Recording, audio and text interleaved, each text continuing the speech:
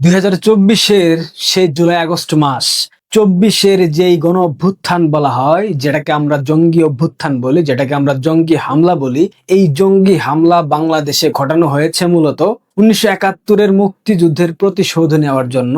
এই জঙ্গি হামলায় যারা প্রত্যক্ষভাবে পরোক্ষভাবে সমর্থন দিয়েছে, লজিস্টিক সাপোর্ট দিয়েছে, সার্বিক তত্ত্বাবধানে ছিল, সহায়তা করেছে পাকিস্তানি আইএসআই, পাকিস্তানের ইন্টেলিজেন্সের আরো বিভিন্ন পর্যায়ের কর্মচারী কর্মকর্তা, পাকিস্তান সরকার এবং তাদের পালনকৃত জঙ্গি সংগঠন লস্করি তৈয়বা এবং জৈশে মোহাম্মদ। এই কথাগুলো অনেক পুরান কথা, এগুলা বলতে গেলে আপনারাও বিরক্ত হন, বলেন দূর ভাই একই কথা বারবার বলেন। ভাই একই কথা বারবার বলতে বাধ্য হই যখন আমরা দেখি 2024-এর সেই জঙ্গি অভ্যুত্থান, সেই জুলাই অভ্যুত্থান, সেই জুলাই জঙ্গি আন্দোলন, এটার যে জুলাই শহীদ দিবস ঘোষণা করা হয়েছে 16 জুলাই, সেইটা পাকিস্তানে পালন করা হয়। 16 জুলাই পাকিস্তানের ইসলামাবাদে জুলাই শহীদ দিবস পালন করা হয়েছে। রাষ্ট্রের বিভিন্ন পর্যায়ের কর্মকর্তারা সেখানে ছিল, সেখানে অনেক কূটনৈতিক ব্যক্তিবর্গ ছিল। যখন এই সকল চিত্র ইসলামাবাদে দেখতে পাই, বাংলাদেশের গণমাধ্যমে সংবাদ প্রকাশিত হয়, তখন এটা বারবার আমাদেরকে বলতে হবে 2024-এর সেই জুলাই আগস্টের জঙ্গি অভ্যুত্থান, সেই জঙ্গি হামলা, সেই জঙ্গি আন্দোলন মূলত মুক্তিযুদ্ধের প্রতিশোধ ছিল, যেটা 5 আগস্টের পর আমরা বাংলাদেশে প্রতিফলিত হতে দেখেছি। জুলাই সন্ত্রাসীরা, বিএনপি, জামাত, এনসিপি আরো যারা তাদের সহচর ছিল, তারা কিভাবে প্রতিনিয়ত মুক্তিযুদ্ধের প্রতিকৃতি, মুক্তিযুদ্ধের স্মৃতিস্তম্ভ, মুক্তিযুদ্ধের ইতিহাস, ঐতিহ্য, সংস্কৃতিকে ধ্বংস করেছে, কিভাবে অসম্মান প্রদর্শন করেছে, যেভাবে জাতির পিতা বঙ্গবন্ধু শেখ মুজিবুর রহমানকে অশ্রদ্ধা করা হয়েছে, যেভাবে তার ভাস্কর্য ভেঙে ফেলা হয়েছে, এগুলো দেখার পর আর বলতে দ্বিধা নাই কিংবা বোঝার বাকি নাই এটা জঙ্গি হামলা ছিল, এটা পাকিস্তানিদের সম্মিলিত প্রচেষ্টার প্রতিফলন ছিল। বঙ্গবন্ধুর বাংলায় বৈষম্যের ঠাঁই নাই স্লোগান দিয়ে আন্দোলন চাঙ্গা করে আন্দোলন সফল হওয়ার পর প্রথম হামলা হলো বঙ্গবন্ধুর ভাস্কর্যের উপরে। প্রথম হামলা হলো ধানমন্ডি 32-এ, যে ধানমন্ডি 32 পাকিস্তানিদের চোখে একটা বিষাক্ত জায়গা ছিল, কারণ এই ধানমন্ডি 32-এর মধ্য দিয়ে নেতৃত্ব দিয়ে বাংলাদেশ স্বাধীন হয়েছিল। বাংলাদেশ যে স্বাধীন হয়েছে সেই স্বাধীনতার সূতিকাগার ছিল ধানমন্ডি 32 নাম্বার। এই ধানমন্ডি 32 ভাঙার পর পাকিস্তানের পার্লামেন্টেও বলা হয়েছে শেখ মুজিব পাকিস্তান ভাঙার যে শাস্তি সেটা আজ পেয়েছে। ধানমন্ডি 32 গুড়িয়ে দেওয়ার পর পাকিস্তানের সংসদে বলা হয়েছে শেখ মুজিব পাকিস্তান ভেঙেছিল, যার শাস্তি স্বরূপ আজ বাংলাদেশের মানুষ ধানমন্ডি 32 মাটির সাথে গুড়িয়ে দিয়েছে। কিন্তু সেই 32 গুড়িয়ে দিয়েছিল বিএনপি, জামাত। সেখানে নির্দলীয় সাধারণ বাংলাদেশপন্থী কোনো মানুষ ছিল না। যারা ছিল অতি উৎসাহী, না বুঝে গিয়েছিল কিন্তু ভাঙার দায়িত্ব পালন করেছে এনসিপি, জামাত, বিএনপি, ছাত্রদল, হেফাজত, ইসলামিস্ট যতগুলা দল আছে তারা। কি ভেবেছেন বঙ্গবন্ধুকে ভুলিয়ে দিতে পেরেছেন? বঙ্গবন্ধু অপ্রাসঙ্গিক হয়েছে? হয় নাই। বঙ্গবন্ধু অতীতের থেকেও বেশি প্রাসঙ্গিক, অতীতের থেকেও বঙ্গবন্ধুর প্রতি শ্রদ্ধা, ভালোবাসা বাংলাদেশের মানুষ দেখিয়েছে বিগত 2টা শোক দিবসে। 15 আগস্ট আওয়ামী লীগের নেতাকর্মীরা ধানমন্ডি 32-এ যতটুকু না গেছে, তার থেকেও সাধারণ মানুষ গিয়েছে শ্রদ্ধা জানাতে, কারণ বঙ্গবন্ধু সবার এইখানটাই বাস করে। জিয়ার মতো মুখে বাস করে না, হৃদয়ে বঙ্গবন্ধুর বসবাস। সাদিক কায়েম ঢাকা বিশ্ববিদ্যালয়ের ভিপি, জামাতের নেতা, শিবিরের নেতা। গতকাল দেখলাম ঢাকা বিশ্ববিদ্যালয়ে একটা ম্যারাথন রেস দেখানো হয়েছে, হেলমেট পরে ছাত্রলীগের ছেলে মেয়েদেরকে, নেতাকর্মীদেরকে দৌড়ানির একটা প্রতীকী চিত্র তারা দেখিয়েছে। আচ্ছা, 16 বছর ছাত্রলীগের লুঙ্গির নিচে লুকিয়ে ছিল কারা? এই সাদিক কায়েমরা। হেলমেট বাহিনী ছিল কারা? এই সাদিক কায়েমরা। কারণ 2024-এর 5 আগস্টের পর তারা যখন প্রকাশ্যে এসেছে, তখন আমরা দেখেছি হেলমেটের আড়ালে মূলত কারা লুকিয়েছিল।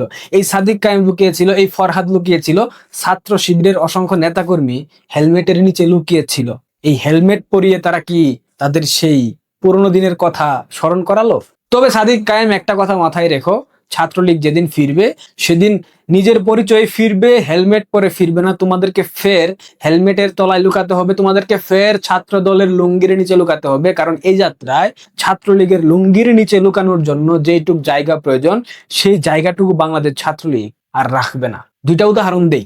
গতকাল রাতে তিতুমির কলেজ ছাত্রলীগ এবং চাঁপাইনবাবগঞ্জ জেলা ছাত্রলীগের কমিটি হয়েছে।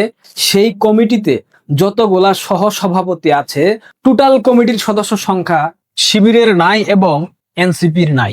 অনেক সংগঠন আছে যেগুলোর সংখ্যা সদস্য সংখ্যা সর্বমোট সভাপতি সাধারণ সম্পাদক সমেত বাংলাদেশ ছাত্রলীগের চাঁপাইনবাবগঞ্জ জেলার কমিটির যতগুলো সহসভাপতি তার থেকেও কম।